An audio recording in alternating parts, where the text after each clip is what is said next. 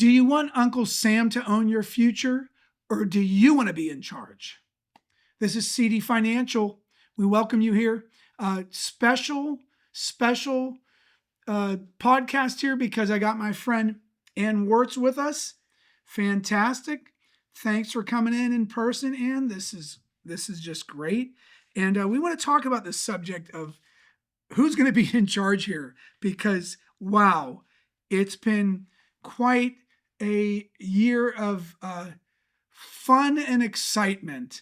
And it sure would be nice if the fun and excitement would maybe roll up to some kind of a stability, right? Because we are talking about federal benefits, federal retirement, and usually we're used to consistency, and we've had anything but. Right. We started the year with the deferred resignation program. We went immediately into layoffs, VERAs, VSIPs, RIFs. We used the whole alphabet. Back to work. And then incentive, whatever. Tell us what 5 things you've done this week. Do you remember all that yes, nonsense? all of that reporting. Crazy. Yeah. And then to top it off, we got a 43-day shutdown. And so it was really a time of chaos for federal employees. Right. And we don't have an indication that it's going to end. And so really it's about what are the things you can control? What are some plans, some things you could put into place no matter what ends up happening within your agency or within the entire federal government? Yeah. I mean, that 43-day shutdown. Was that a world record? New world record. How about that? Guinness can record it as the new longest government shutdown ever. And I think I said back to work incentive. It wasn't an incentive. It was a back to work mandate. Right. Yeah. And so if you watch that whole sequence, it was, okay, first off, let's make everybody really uncomfortable. I know right here, just west of us, Ann, there was this funky building called the Ziggurat. I have to show it to you. And then just as they finally, after talking about selling it for, well, since I started my career nearly 2 decades ago here, federally, they've been talking about selling it ever since, and they finally sold it. And then what do you know?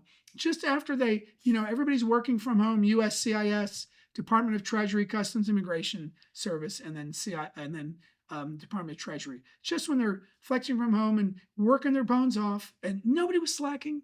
I don't ever see, from those 2 agencies, I never see anybody slacking. Just as they're doing that, they shove them all into these, like they didn't have any room anywhere. They've got gymnasiums, I heard, where they're just shoving desks in. So make them real uncomfortable. Then tell them they got to report what they're doing, right, daily. And then release this cryptic email from, what was it, retire@opm.gov, which that doesn't even exist. Right. And so, and the Fed's been hacked before. So it's no wonder, right?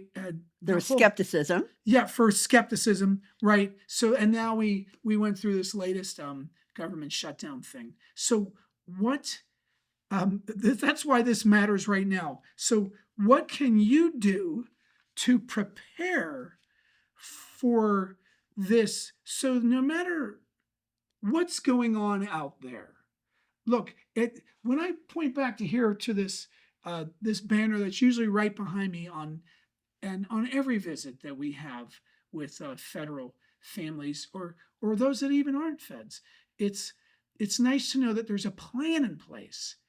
So, and I always say, look, no matter what happens in retirement, whether it's COVID or it's the threat of tariffs with China, or it's interest rates spiking sharply to control inflation, and the stock market goes or at COVID, or with tariffs, that you sleep like a baby at night, knowing we've got a plan in place. So this is just as important.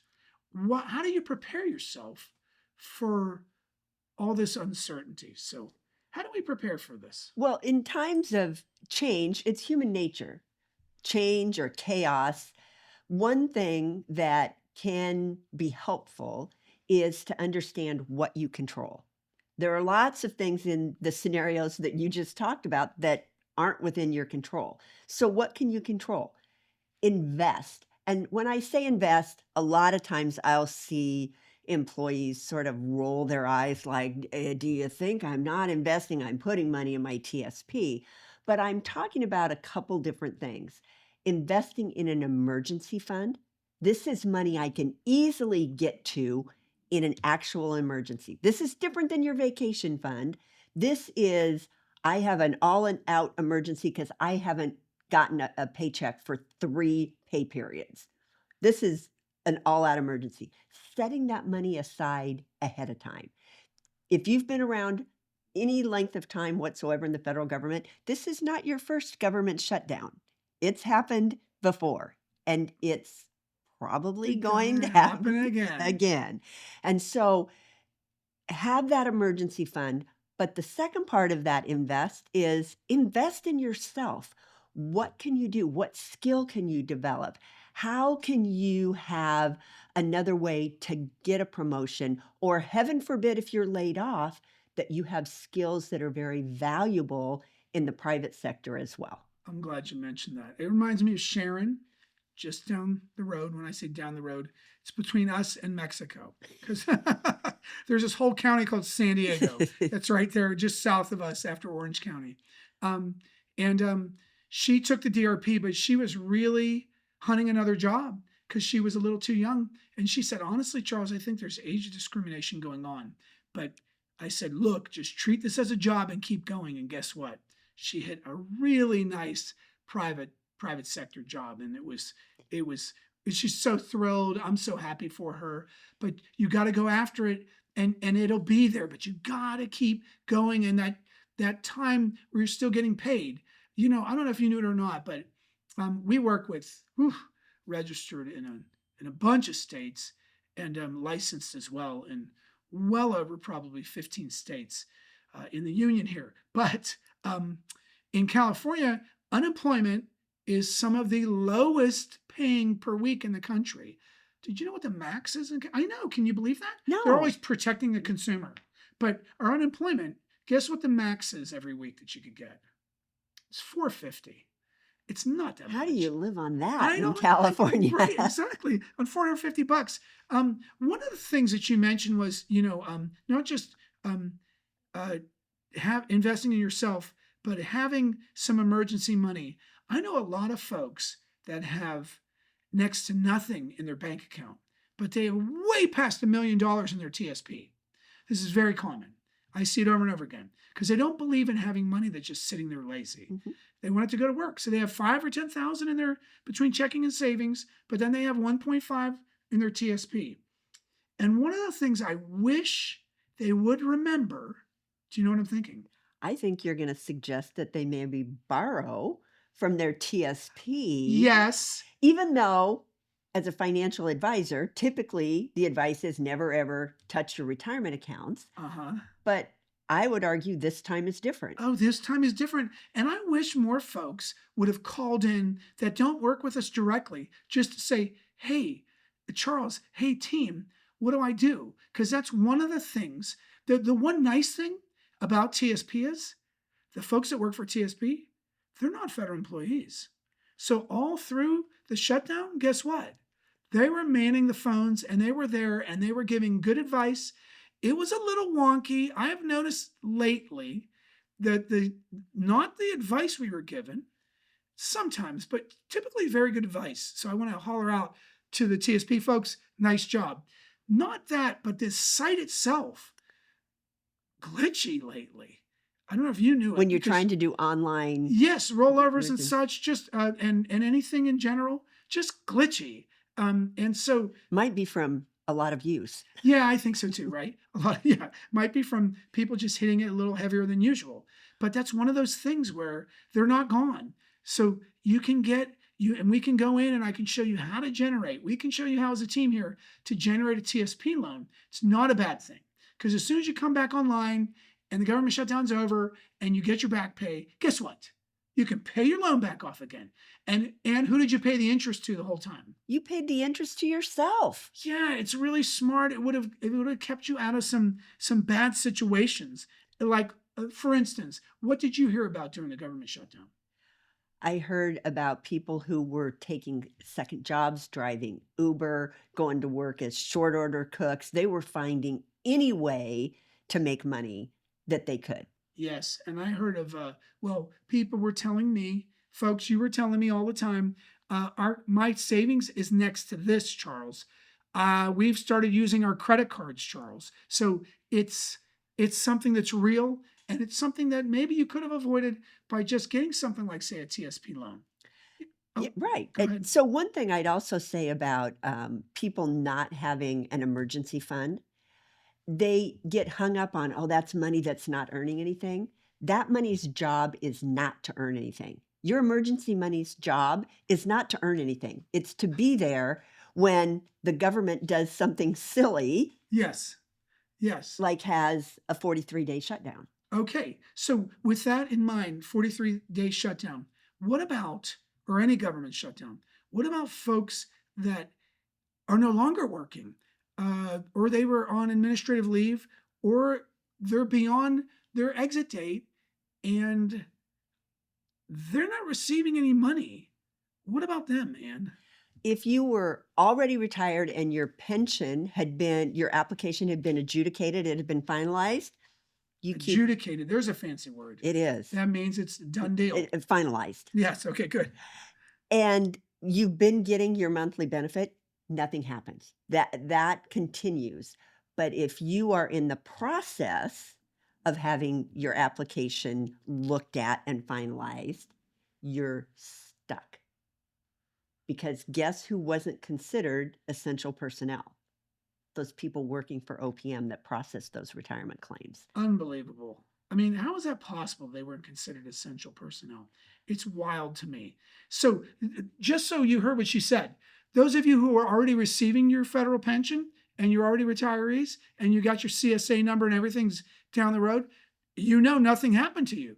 But if you were in the process and it wasn't adjudicated or finalized, some of you know exactly what she's talking about, what we're talking about, don't You're you? in no man's land. Yes, that's it. Yes. So how do you prepare for this backlog? Well, so the combination of the DRP and that retirement that many people took advantage of on September 30th resulted in applications received by OPM of about 20,000 a month in October and 20,000 in November.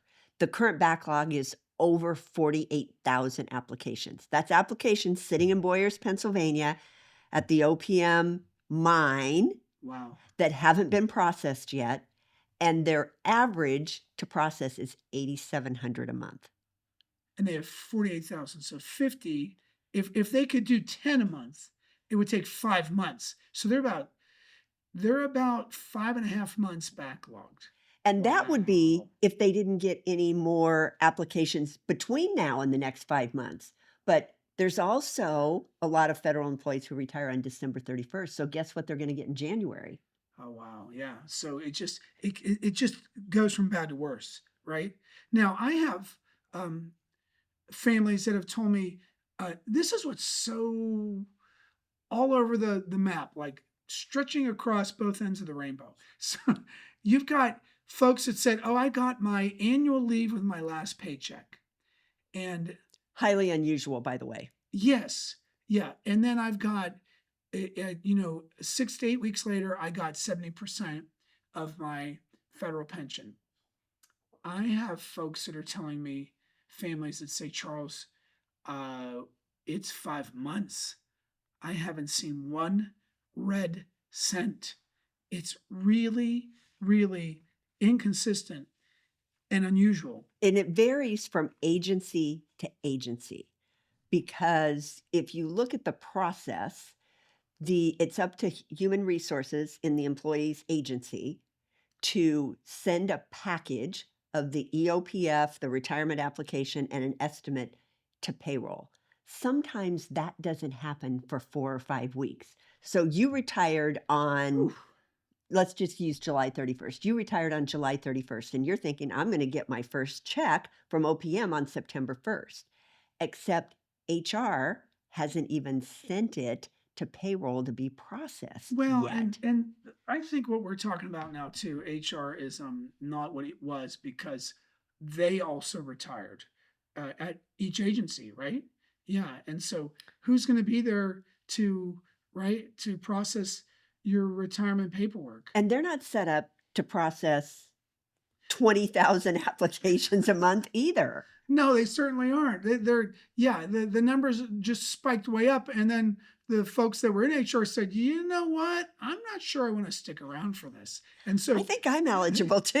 yeah, so he said, "Wait a minute. How about we just don't go into this?" I know OPM's told a few people, "Don't message us anymore.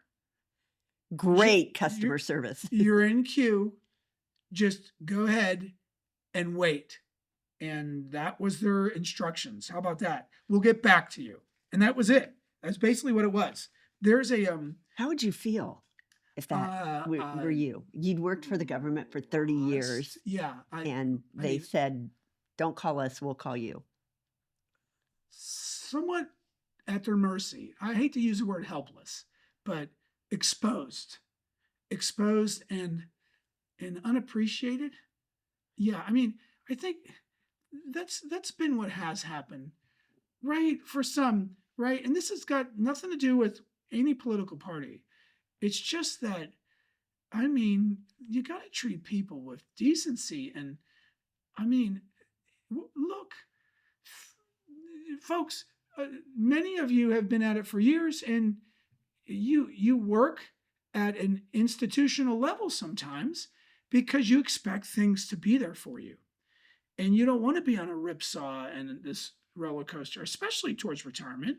You want it to be stable, and being part of the federal government, you expect that, and that stability is kind of shaken, and I don't know when it'll come back again. And I feel for you. I have a friend who's a federal firefighter, or he was, and he retired from the Midwest. And now maybe it's because he switched from one agency, he was with DOD, and then he went to somewhere else, DOD again as firefighter, but he Mhm. switched into the Midwest. And when he left, it's been months. It was March. It was months. Now you fast forward that to 9 months later, and there's nothing. He has nothing. Guess what he's doing? He's a 911 dispatcher somewhere in the backwoods of Idaho at 19 bucks an hour because they don't have any money. He's just hanging on. They don't have any money, right? And he doesn't want to hit his TSP right now and start to sock it. And that's what he decided that they would do. Well, Yeah, because he can't take a TSP loan, that's right? He's right. not a current Yeah, that's right. employee. So that Yeah, but I think that brings up a good point about we suggested the emergency fund for current federal employees just in case this happens again. Before someone thinks about retiring, they have to understand that best case scenario, it's going to be 3 months until that's if everything goes perfectly smoothly, your agency does what they're supposed to do, and OPM processes it. So, at a minimum, you want to have 3 months worth of your expenses set aside 3 months. is a great place to start. And then you have to look at many people say, well, I'm going to get my lump sum annual leave payment. And if that comes on time, I can definitely use that money. But what if it doesn't show up? Yeah, that never was an issue. What if it doesn't show up? Yeah. Yeah, what if it doesn't show up? We never had to address that. It always came. At the latest 6 to 8 weeks, and now it's Mhm. just some got like you said, it was unusual, but their agency had months and months to prepare for it. Others, yeah, there's nowhere there. Yeah, Mhm. and sometimes that annual leave could represent 16% or even more of their of their Absolutely. pay for the year. Yes. Yeah, and so it was a lot, right? At 100,000, it could be 15 grand, sometimes even greater. If you were a 1310 grade and step, right, which many of our families are, then it looks pretty healthy. And right now, as I record here in Los Angeles pay grid, that's 159.7 or something for a Well, and if you think 1310. about if someone who had the full amount of unused annual leave, they could have as much as 440 hours of unused annual leave if they rolled it over and they 240 plus 208. That's right. yeah, so they could have that's 11 weeks of pay. That's almost a quarter, right? That's Yeah, almost 3 that's months right. worth of pay Yeah, right there. theoretically, But yes. again, I'm counting on that money showing up. So what do you think's going on? Why you have those stats about how many they're processing per month? What did it say? Well, they process roughly 8,700 a month. 8,700. Does it go up and down per month? It's pretty stable. It is. That's pretty much right there. I think they're planning on getting more proficient. The problem is you have to wait around till they do. Right. And And it with takes any new 3 or 4 system, months. Yes. with the new digital system, all of that is designed to help. But if you've ever been part of a new software or technology rollout, did it work perfectly the first day? No, Yeah, we know no, there's there's always, bugs, yes, there's there's always glitches, issues. and we Yeah. don't find them until we try to actually use it. That's right. Yes. So, folks, if there's a delay in your retirement application, then by all means, click right here to this video and it can give you some advice on that. And also, if you want to know about using the new Aura system, also you can click right here for another link to the video about Aura and how to use that. And we do always say, and we started this with, do you want Uncle Sam to own your future or do you want to be in charge? I think we did a pretty good job of at least helping everyone prepare for the what ifs. But it is CD Financial where health meets wealth. So we need to have a health tip. And I've got an unusual one because I'm sitting here rubbing this little scab on my knuckle here, on my middle finger. And I'll tell you, sometimes when I was a little boy, especially because I grew up in Pittsburgh, in the wintertime, heater would run. And I would be like, I would get so itchy Hmm. because my skin was dry, Dry. right? And we didn't know about like moisturizers. And for little boys, seriously, you never think of that. But years ago, I started, I have some friends from India, not Native American, the feather, but right, that the dot would indicate Hindu, but they're not actually. They're South Indians, Tamils, and they told me that the Indians always, especially the men, they would run their curly haired ones. They would run right after the shower. They put a little coconut oil in to keep their hair condition, and I started using that when I come out of the shower on my skin. I use a little coconut oil. Now it could be kind of solidified, but I use a little thingy and put it in the shower. And anyway, it's Hmm. liquefied, and I just rub it on the back of my arms and my legs and my face too, and it keeps my skin from going dry, and especially my hands. So I would say if you want something natural, right? Coconut oil is fantastic. When I'm cutting an avocado, sometimes I have that oil on it. I always rub it in the back of my hands. I do. And I Perfect. rinse my hands off and dry them off here, but never here. I try not to because my hands are always the first things to go dry. Just a little health tip for skin moisturizing. You got to do it while your skin's still wet. Just saying. Okay? That's an interesting little health tip. By the way, guess what I shave with? I'm And I going to know you guess coconut oil. That's right. I do. I put it on there because I still shave right here and on the beard and down here on the neck. So yeah, and I did that when I was full shaving. I did the same thing. So anyway, Great coconut tip. oil. And Magical. probably less expensive than shaving cream Oh, I don't know, but I don't and better for your face. I don't look forward to chemicals, so that's why I use it too. Yeah. Okay, folks. As always, there's a library of information for you all, and you don't have to take it in massive amounts. In fact, the 3 mots come out on Tuesday, 3 minutes on a Tuesday, and they're also available here on the link. Okay, we look forward to our next episode and helping you all out